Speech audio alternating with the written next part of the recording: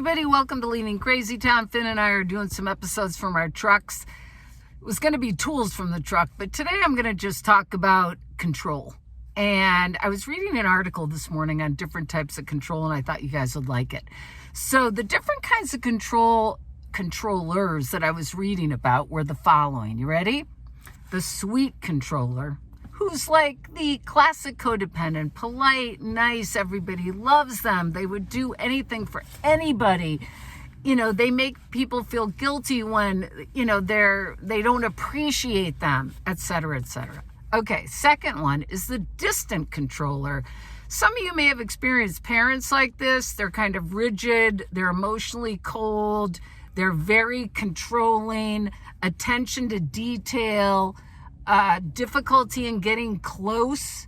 They hold back their feelings and they have super high expectations of others. So far, sweet controller and the distant controller. Two more, the passive controller. Now, you guys know people like this, the martyrs, the victims. Some of you have described parents like this, that God, if you do one thing for yourself, if you have a need, they make you feel guilty about it, right? They control through passivity. They get people to do what they want for them. They really just very laid back, and they're hostile and angry and fearful, but they get their needs met by being passive. And then there's just the angry controller, who is the angry person, the volatile person, the authoritarian person who induces fear in people. So the common thing with all of these people is they are all afraid, they're all in pain, they're all hurt, and they all believe that if I can control other people in my environment, I'll feel safe. So the need for control comes from growing up in a chaotic environment, right? Where you didn't have any control as a child, but you wanted it. So we become controlling, and a lot of times we don't even know how we are controlling. People will say it to us, but sometimes we have very tricky ways of being controlling. We people please, right? We act as though we're doing something for someone else, but it's really about us.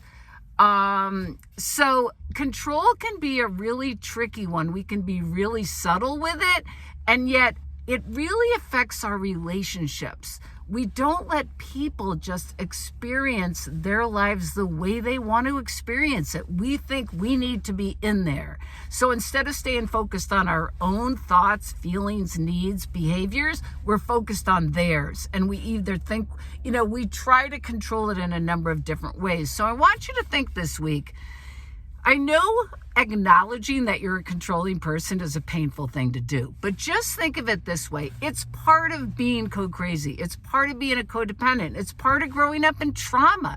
It's a way we try to feel okay about ourselves. So have some compassion for yourself around this controlling issue. And just say to yourself, whenever you feel yourself in the need to control another person or something outside of yourself, say, what am I afraid of? And have some compassion for yourself. All right, we're leaving CrazyTown. Fasten your seatbelt.